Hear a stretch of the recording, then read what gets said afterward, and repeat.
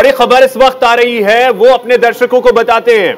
तो इस वक्त इलेक्शन ब्रेकिंग आपको हम बता रहे हैं। ये बड़ी खबर, कांग्रेस के पक्ष में पहला रुझान, ये बड़ी जानकारी आपको दे रहे हैं। कर्नाटक में कांग्रेस, माफ कीजिएगा, आपको बता दें कि ये देखिए कुछ और अपडेट्स आने हैं, वो हम आपको बताते रहेंगे। देखिए स्थिति आपको दिखा रहे हैं हम कि अभी तक की जो टैली है, कांग्रेस के खाते में 113, कांग्रेस को बहुमत साफ साफ यहां पर हम कह सकते हैं। अभिषेक, तो बड़ी खबर, अहम खबर, जेडीएस 15 सीटों पर आगे चल रही है। तो इस वक्त बड़ी खबर यह है कि रुझानों में कांग्रेस को बहुमत मिलता हुआ नजर आ रहा है, साफ एकदम क्लियर, क्योंकि कांग्रेस 113 सीटों पर रुझानों में आगे, वहीं बीजेपी 80 सीटों पर फिलहाल सिमटी हुई नजर आ रही है। और जेडीएस धीरे धीरे आंकड़ा जो है वो बढ़ रहा है, 10 से 12 हुआ, 12 से घटकर फिर 10 हुआ और अब फिलहाल 15। लेकिन अहम खबर यह कि जो लगातार एग्जिट पोल के नतीजों की हम बात करें तो फिलहाल रुझान जो है वो भी उसकी तरफ जाते हुए नजर आ रहे हैं, क्योंकि रुझानों में कांग्रेस 115 सीटों पर आगे बढ़त बनाए हुए हैं। तो देखिए ये तस्वीरें जो हैं वो ये बयां कर रही हैं कि जो एग्जिट पोल था वो उसी तरीके के नतीजे आते हुए दिख रहे हैं। हालांकि हम ये बार बार आपको बता रहे हैं, ये शुरुआती रुझान है, इसमें बहुत ज्यादा उलटफेर आगे संभव है। लेकिन जैसे जैसे रुझान आते रहेंगे, न्यूज इंडिया के जरिए आप तक पहुंचता रहेगा। बिल्कुल, तो तमाम मेहमान भी जो है वो हमारे साथ जुड़े हुए हैं। और आइए अब सबसे पहले रत्नाकर सिंह जी का रुख कर लेते हैं। रत्नाकर सिंह जी, लग रहा है डब्बा खुल जाएगा आपका। जय बजरंग बली, तोड़ दिया झूठों की नली। मेरा पहला स्टेटमेंट इस रुझान को देखते हुए यही कहा जा सकता है कि निश्चित रूप से हम 150 पार जाएंगे और हमें पूरा विश्वास है। और यह 40% कमीशन वाली सरकार 40 के अंदर सिमट कर रह जाएगी। और जेडीएस का भी आंकड़ा मैं बता दूं, अगर भारतीय जनता पार्टी तोड़फोड़ करने की बात जो कहती आ रही है और उनका प्रवृत्ति रहा है तोड़फोड़ की, तो वो चाहेंगे भी कि अगर जेडीएस को मिलाकर सरकार एक बार किसी तरह से बना ले तो भी वो संभव नहीं हो पाएगा। ठीक है रत्नाकर जी, कर्नाटक को लेकर के चर्चा हम कर ही रहे हैं। भुवन भास्कर जी हमारे साथ जुड़ गए हैं, जो कि सपा प्रवक्ता हैं। भुवन जी, बहुत स्वागत है आपका न्यूज इंडिया पर। अभी तक जो रुझान आए हैं, अगर उत्तर प्रदेश निकाय चुनाव की बात कर लें, 17 मेयर, उनमें से करीब 12 पर बीजेपी आगे चल रही है और 4 सीटों पर फिलहाल आप आगे चल रहे हैं। क्या उम्मीदें हैं? देखिए, मैं इतना कहना चाहता हूं, समाजवादी पार्टी ने नगर निगम में पिछली बार हमें आशीर्वाद नहीं मिला, भारतीय जनता पार्टी को आशीर्वाद मिला था।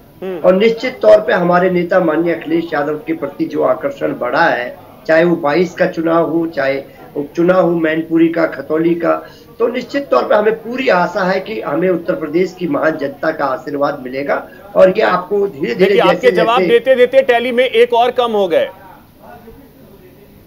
देखिए, मैंने कहा ना, हमने अपना स्कोर यहाँ पर 0 से शुरू किया है। निश्चित तौर पे आप देखेंगे नगर पालिका और नगर पंचायत, इसमें हमें बहुत आशीर्वाद पहले भी मिलता था, अब भी मिलेगा। लेकिन नगर निगम में हमारी स्थिति ठीक नहीं थी। इस बार आप देखेंगे ये परिणाम बेहतर होता जाएगा।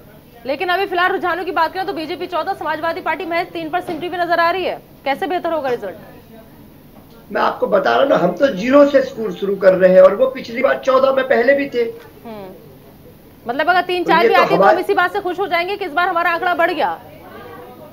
नहीं, खुश तो तब होते जब हम बहुत ज्यादा जीतते, लेकिन निश्चित तौर पे उसके बाद पार्टी चिंतन और मंथन करेगी। लेकिन जो सीटें हमें उत्तर प्रदेश की महान जनता देगी उसे हम स्वीकार करके और आगे बढ़ने का काम करें। बिल्कुल, ठीक है। चलिए, मिनी स्टूडियो से हमारे सहयोगी सागर हमारे साथ जुड़े हुए हैं, उनके साथ संजीव कौशिक जी वहां पर बैठे हैं। सागर, निकाय चुनाव अगर यूपी की बात करें उसे कैसे देख रहे हैं आप? क्योंकि कर्नाटक तो बिल्कुल क्लियर नजर आ रहा है। कांग्रेस अगर टैली अपडेट की बात करें तो रुझानों में 119 सीटों पर, और वहीं बीजेपी महज 86 पर सिमटी हुई है। लेकिन अगर यूपी आ जाए तो यूपी के रिजल्ट को कैसे देख रहे हैं? देखिए, बिल्कुल वैसे जिस तरह से सपा जिक्र कर रही है कि हमारे पास खोने के लिए कुछ भी नहीं था, पाने के लिए बहुत कुछ था। अगर आज के दिन अगर 2-4 मेयर अगर सपा के बन जाते हैं तो इसमें सपा को खुश होना चाहिए, क्योंकि बीजेपी ने पिछली बार जिस तरह से परचम लहराया था यूपी निकाय चुनाव में, वो हम सभी ने देखा था। लेकिन हम जिस रुझान की बात कर रहे हैं निदा कर्नाटक चुनाव को लेकर, अगर यही रुझान अगर परिणामों में तब्दील हो गए तो हमें इस पर आश्चर्य नहीं करना चाहिए, क्योंकि जो 10 एग्जिट पोल सामने है उसमें 4 में ऐसा लगा कि कांग्रेस की सरकार बनेगी। लेकिन कर्नाटक में सन 1900 से लगाए अभी तक जितने भी चुनाव हुए, 2 बार केवल ऐसी पार्टियां रही हैं जिन्होंने पूर्ण बहुमत से सरकार बनाई है। यानी कि हर बार देखिए जेडीएस का जो सहयोग है लेना ही पड़ा। सागर, थोड़ा सर अभी पहले यूपी के बारे में भी हम समझना चाहेंगे। संजीव जी से एक कमेंट लेते हैं। संजीव जी, अभी तक अगर मेयर की स्थिति हम देखें, 17 में से अभी के रुझान ये कह रहे हैं कि 15 पर बीजेपी आगे है। तो कर्नाटक में अगर बीजेपी के लिए नुकसान है तो उत्तर प्रदेश में स्थिति बेहतर लग रही है। देखिए दोनों की स्थितियां अलग अलग है, दोनों का तुलना करना मुझे लगता है कि कर्नाटक की परिस्थिति बिल्कुल भिन्न है। कर्नाटक में भारतीय जनता पार्टी ने जिस तरह से अपनी ताकत झोंक दी थी, उसके बावजूद यदि इस बेहतर स्थिति में कांग्रेस पार्टी दिखाई दे रही है, देश के प्रधानमंत्री जाते हैं, तमाम वो ध्रुवीकरण के रास्ते तराशते हैं, फिर भी वहाँ की जनता यदि सरकारी मुद्दों से इधर उधर नहीं जाती है, वो कहती है कि नहीं ये एक भ्रष्टाचार में लिप्त पार्टी है जिसकी सरकार यहाँ पे थी, यहाँ पे हिजाब का मामला नहीं चलने वाला है, यहाँ पे मॉब लिंचिंग को लोगों ने झेला है, तो वो तमाम चीज़ों को देखते हुए वहाँ पे इनकार करने की बात है। दूसरी बात यदि उत्तर प्रदेश की तुलना करें तो उत्तर प्रदेश में भी भारतीय जनता पार्टी की एक सबसे अच्छी बात मुझे लगती है कि इलेक्शन चाहे वो निकाय का चुनाव हो, विधानसभा का हो या लोकसभा का हो, अपनी पूरी ताकत से वो चुनाव लड़ती है। यहाँ भी उसने अपनी पूरी कोशिश की है। अब समाजवादी पार्टी के लिए या बसपा के लिए सबसे बड़ी चुनौती रहेगी लोगों से किस तरह से वो कनेक्ट हो पाते हैं। उम्मीद की किरणें दिखाई दे रही हैं, ये सीटों में कितना तब्दील होता है ये सबसे महत्वपूर्ण है। रुझान में तो कम से कम अश्विनी जी ऐसा नहीं लग रहा है। जी पहले तो मैं अपने मित्र भुवन जोशी जी को बहुत मुबारकबाद दूंगा कि वो आशावादी हैं, 0 से 1-2 जहां भी पहुंचेंगे बहुत अच्छी बात है। मुझे लगता है, मैं अगर उत्तर प्रदेश की बात करूं, मुझे लगता है कि समाजवादी पार्टी के साथ एक जो बेसिक प्रॉब्लम रहती है, इकलौती ऐसी पार्टी जो टिकट देने के बाद कम से कम 15 से 20% टिकट रिवर्ट करती है। वहां पर जो उनके क्षेत्रीय नेता होते हैं उनको पता ही नहीं होता है कि कौन चुनाव लड़ने वाला है, तो मुझे लगता है कि वो स्ट्रैटेजिक गैप है। रही बात भारतीय जनता पार्टी के प्रदर्शन की, मुझे लगता है कि भारतीय जनता पार्टी के लिए 15 मेयर सीट बहुत आसान है, 2 डिफिकल्ट हो सकती है। ऐसा अभी आपने सहारनपुर का जिक्र किया, 1-2 डिफिकल्ट हो सकती है, मुझे लगता है एक मेरठ की भी डिफिकल्ट हो सकती है, वो भी काफी क्लोज फाइट में जा सकती है। बाकी 5 तो मुझे लगता है उनके लिए इजी केक वॉक होगा। अलीगढ़ में भी फाइट आसान नहीं होगी बीजेपी के लिए। हाँ, मतलब इन 2 सीट्स में फंस सकती है। रही बात कर्नाटक की, कर्नाटक मुझे लगता है एक बहुत बड़ा फैक्टर है स्विंग सीट्स का। 74 सीटें हैं कर्नाटक में ऐसी जिसमें हमेशा रिजल्ट जो है 8,000-10,000 के डिफरेंसेस से आते हैं।